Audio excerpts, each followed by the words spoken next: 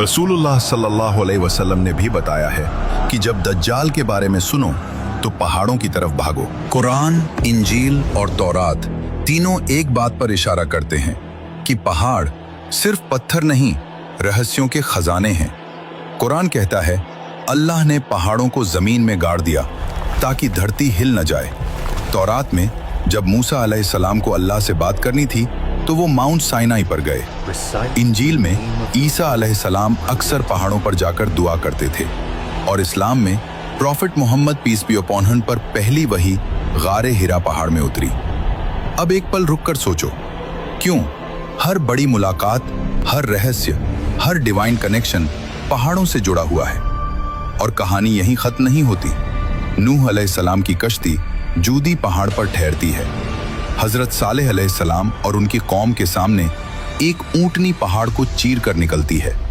असहाबे कहफ 309 साल तक पहाड़ के अंदर सोते रहते हैं और आखिर जमाने में जब दज्जाल का खात्मा होगा तो ईसा अलैहिस्सलाम ईमान वालों को लेकर कोहे तूर की तरफ चले जाएंगे और फिर याजूज और माजूज पहाड़ों के पीछे से निकलेंगे। रसूलुल्लाह सल्लल्लाहु अलैहि वसल्लम ने भी बताया है कि जब दज्जाल के बारे में सुनो तो पहाड़ों की तरफ भागो। अल्लाह ने कुरान में कई जगह अलग अलग तरह से पहाड़ों के बारे में बताया है और हमने अभी तक पहाड़ों के बारे में गंभीर होकर सोचा क्यों नहीं? अल्लाह ने कुरान में कई जगह अलग अलग तरीकों से पहाड़ों का जिक्र किया है।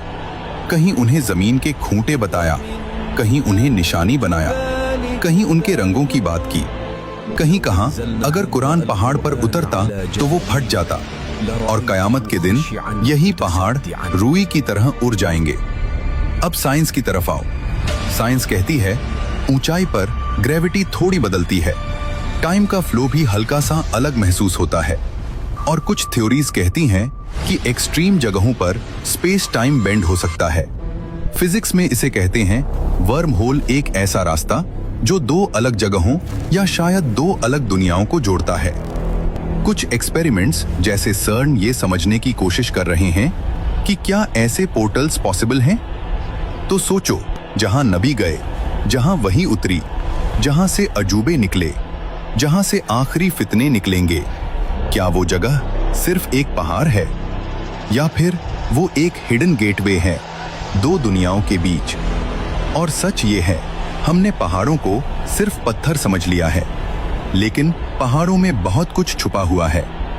इसलिए अब वक्त आ गया है कि हम पहाड़ों को सिर्फ देखें नहीं, बल्कि उन्हें एक्सप्लोर करें।